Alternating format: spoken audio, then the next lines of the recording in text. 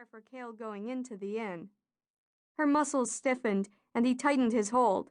He spoke to focus her attention. What else? Think. I'll wear my moonbeam cape. That'll protect me some against splinters and scrapes. Fine. Bardon relaxed his grip. You'll move slowly with caution? You'll listen to Pat? Yes. Kale nodded, her eyes fixed on the charred front door. Pat and Ardeo flew into the air and circled above the yard. Bardon dropped his arms to his side, and his wife took a step toward the shattered inn. Quickly, he placed a hand on her arm and turned her toward the horses. The cape, he said. I forgot. He positioned himself between her and the building until she pulled the garment from her saddlebag and draped it over her shoulders. He grasped the front lapels and pulled her to him, fastened the tie at her neck, and kissed her forehead. Stay out of trouble. He watched her eyes focus, knowing her thoughts had finally settled on him, just him. A twinkle brightened the hazel gaze, replacing that distant look. She mocked a curtsy. Yes, my knight. Without a doubt, his wife was a winsome creature. Remember, you are my fair wizard. She tipped her face up with a saucy smile. Then he watched the awareness of him fade from her expression to be overtaken by the compulsion to enter that dangerous inn. He sighed and tenderly but reluctantly turned her away. She stepped forward without another word. Kale, don't be long. We haven't time. Bardon gestured to the two small dragons she had chosen to accompany her. Pat, Ardeo, take care of her. Kale passed under a tilted entryway where the large beamed framework threatened to crash down around her. An ominous creak caused her to hop over the mantel. Inside, a splintered door lay across piles of rubble.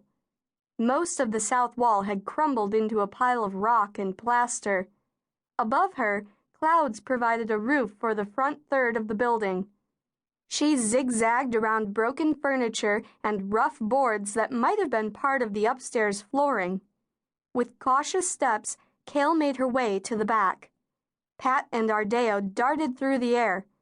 Pat chirred his displeasure at the lack of stability in the building. The ceiling sagged, and she ducked under a half-fallen beam. A cascade of bed linens flowed from a hole in the ceiling. Ardeo and Pat flew to the second story, circled, and returned. The light dragon twittered. Kale nodded. Not a living soul in the ruin. Fine. No one to interfere with her mission. Pat's thoughts bombarded her with vivid details of the devastation to the inn. She wasn't interested in what remained above, except that she preferred no loose flooring fall on her. She braced herself against the pull of her talent. Downward. She must move downward. She must find the steps to the cellar. Stepping on a small pile of debris, she slid.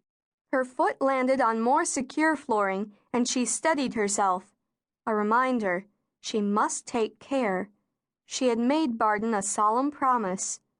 Pat uttered a series of shrieks. Another reminder. In the kitchen, pottery, dishes, and cutlery had rattled from the shelves. A broken sack of flour spilt over a sturdy table.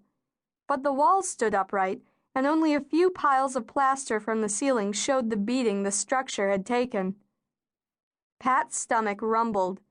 Kale glanced his way, expecting him to swoop to forage the table, but he took no notice of the scraps of food and concentrated on what he could see of the studs and braces.